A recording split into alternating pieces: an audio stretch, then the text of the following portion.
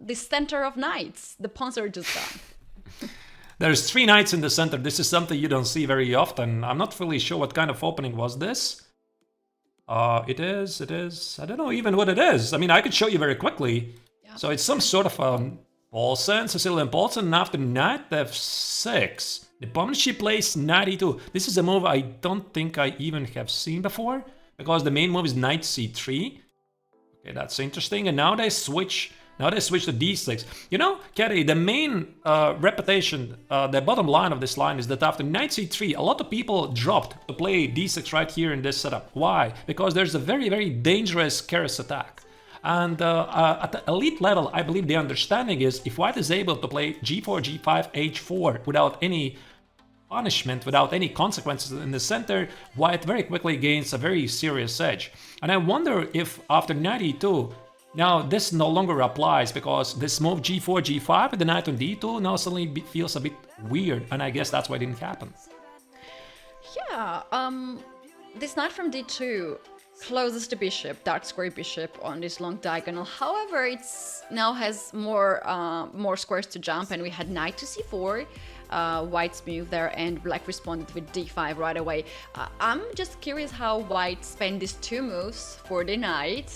And gave a chance to black to finalize the development on the king side. But Arthur's here, I like some kind of pawn attack on the king side if white managed to do like... Definitely a possibility. You know, Kitty, my first impression is I don't like Nepomniachtchi's position. Because, I mean, sure, he has beautiful pieces here on c4, d4, e4.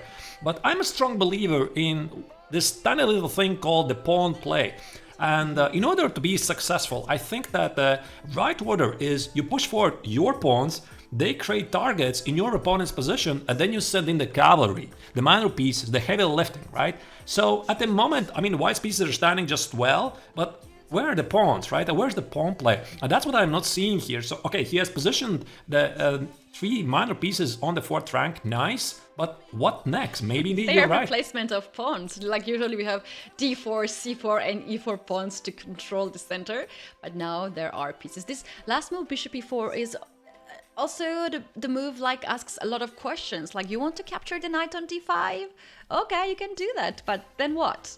Yeah, then what indeed, because I don't think the bishop d5 right now is a problem, because black is going to take with the queen. But if I'm going to continue a bit this thought about the pawn play, I mean, look at the black's position. I think here Gelfand has more flexible ideas, because if he manages to play next e5, f5, and for example e4, he simply is going to dominate the board. So the perspective is that I simply like Gelfand's position more. So something slightly went wrong for Nepomniachtchi. Maybe he's going to disagree with me, but I would definitely choose black here.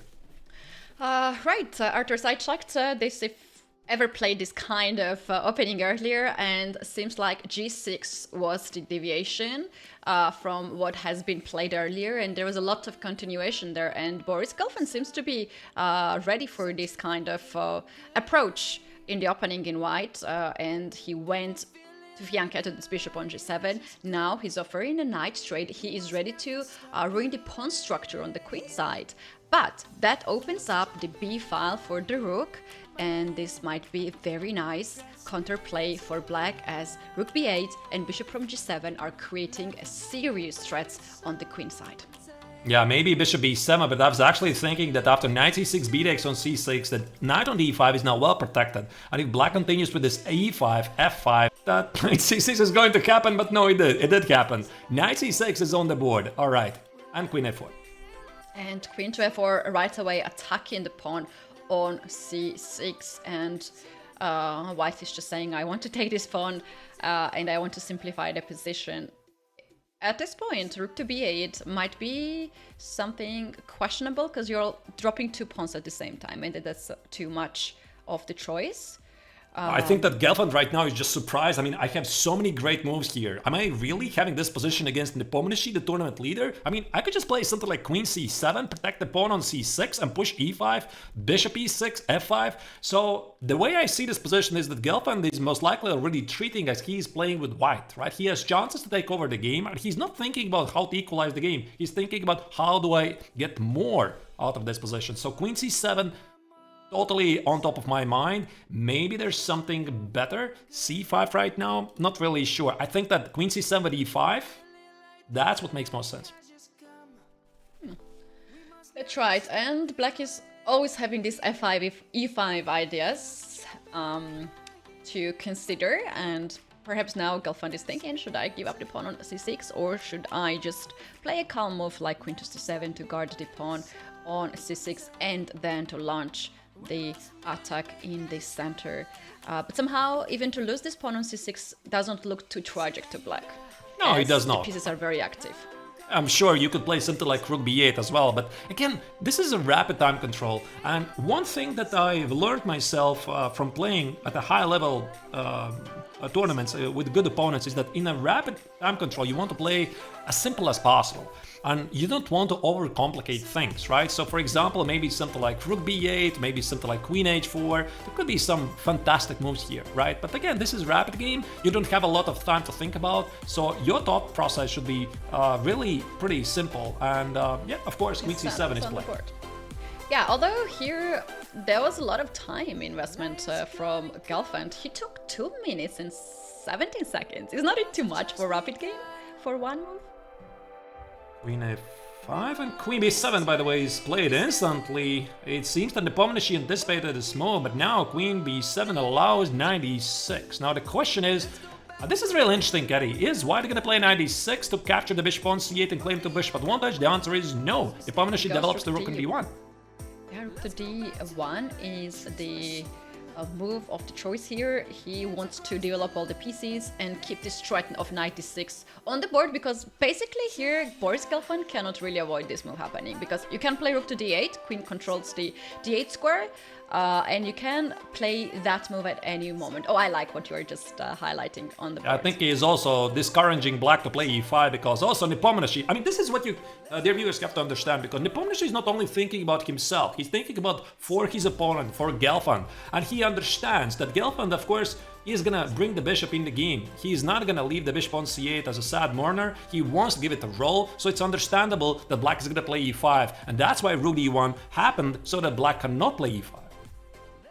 Yeah, stopping the pawn push in the center, we had queen trade off the board, knight to a5 now, attacking the pawn on c6, and somehow this already looks quite nice to Jan Nepomniachtchi as queens are off the board. It is so far only white who is creating the threats on the board for last couple of moves. Now knight to c6 is a serious threat, because after knight c6, bishop d5, knight d7 comes on the way, and white can capture 2 pawns. And also there's the pawn play. This is the little magical word I mentioned, right? I mean, suddenly white has an idea to play c4. And Kenny, the more I look at this position, I come to the conclusion that something slightly went wrong for Boris. I could go back a couple of moves. We are not going to do that right now. But at this moment, when Nepomniachtchi played queen a5, queen b7, maybe that was not the best thing that Gelfand could have done. Now f5, he's trying to fix things. Bishop f3 seems to be a rather easy move. Look at Nepomniachtchi. Look at Nepa's face. He's like, what is that? I mean, what is that? He's not judged with this move. He knows it's not so good move. Attacking the bishop on e4. This bishop can just withdraw back on f3. Actors, I don't like f5 because it creates another 4, or it's just a weakness that you have to carry for whole game. Maybe after bishop f3, he needs to watch out for this c5, e4 idea, and that's why he wants to make sure bishop f3, if bishop f3 is played, that after this move there's no e5, right? e5, do you take on c6? You have to calculate what happens on e4. Maybe it's crazy, but wait a second, white is underdeveloped. For example, rook e5, take on f3, g takes on f3, something like bishop b7, you know, Kitty. You start to see these ideas, and instead of the automatic bishop f3, you want to calculate. Yeah, after e5, bishop f3, by the way, is on the board. After e5, there is a chance to play bishop d5 or to play rook to d5 to trade some of the pieces. And we have sort of similar position with 2 bishops now on the board for white. You're sharp again, right? I mean, you notice these things very quickly, and this is once again, dear viewers, a perfect reason why you should be doing puzzles. Whoa, something happened there. Knight c3, bishop c3, there's a piece sacrifice. Ooh, that was Gelfand's ideas there to sacrifice a piece. So if I go is back not here, approving. after bishop f3, knight c3, that's what happened. Danger marks this as a mistake, but wait a second, this is really this. The rook on a1 is under attack, the bishop on c3 is attacking the knight on a5. What white is going to do? So many moves here. Bishop h6, bishop a3, bishop d2, knight b3. 4 choices here, very least. And knight c6, 5 choices. A lot of moves. I mean, I could even take on c6, give you a check on e7, then take the rook on a8. I could take on c6, I could play bishop a3, I could play rook b1. Alright, and we Bishop have the c6. moves bishop h6 and Gelfand is down exchange for nothing. Not much? Not much. Or not much. I think it was just a miscalculation. That's what it looks like, because right now black has 2 pawns for the exchange carry, but his pawn on c6 is falling, and you know, Yeah. if I could only get the pawn on e5, the bishop on d4, and this is what Gelfand is trying to do. He's trying to play e5, bishop b4 to centralize the bishop on d4, to limit the rook on d1, and maybe have some sort of activity, but I'm not sure is it gonna be enough. I always like to watch face impressions of Nepomniachtchi, who is never afraid to show his emotions on the board, and he is visibly shocked of the decision of Boris Gelfand to give up so much. Nepomniachtchi is advantage. charging forward like a train, I mean, because in the day 2 of the action he scored 4 victories in a row, right? First day he had a rather average start, 2 points out of 5. He hasn't made a single draw so far in this tournament, and in day 2 he beat everybody. 4 victories in a row. This could be victory number 5, and Nepomniachtchi with this game is very clearly announcing his intentions. I want to win this thing. He is going all in up to this point. As you mentioned, he has no draws. He has lost 3 games, but he has also won 6 games.